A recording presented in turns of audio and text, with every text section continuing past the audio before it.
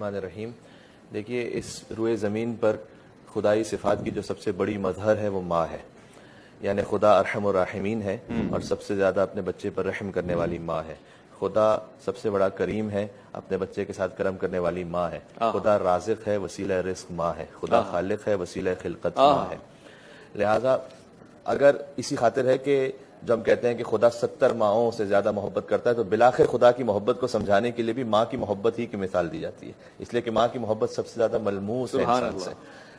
اب بات یہ ہے کہ رب ارحمہما کما ربیانی صغیرہ جو سورہ اسراء میں ہے کہ پروردگار ان پر ویسے رحم فرما جیسے انہوں نے مجھے پالا تھا۔ اب جیسے انہوں نے مجھے پالا تھا، اس پر ایک بڑی داستان ہے تفاسیر میں کہ جیسے انہوں نے مجھے پالا تھا ویسے رحم فرما، یعنی کیا؟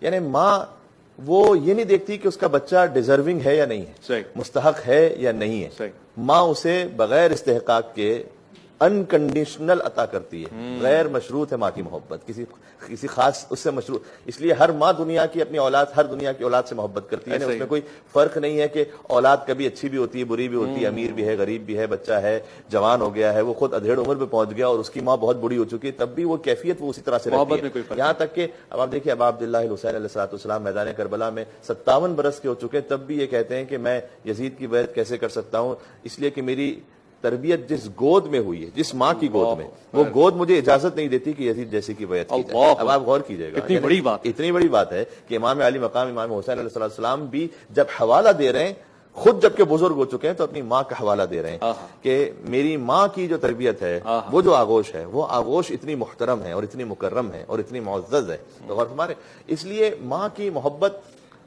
میں احادیث بھی جب دیکھ رہا تھا تو بعض احادیث تو بڑی کامن اور بڑی معروف ہے، مثلا کہ الجنت تحت اقدام الامہات، لیکن ایک حدیث اس طرح سے بھی نظر سے گزری، ایک روایت ہے، اس کا مفہوم اس طرح سے ہے کہ جو ماں کے قدموں کو بوسہ لے ویسے بھی جیسے خدا کے آستانے کو بوسہ لے۔ اللہ اکبر! یعنی کہ ماں کے قدموں کے ذریعے سے خدائی رضا کا راستہ نکلتا ہے اور اس تک پہنچنے کی بات آتی ہے۔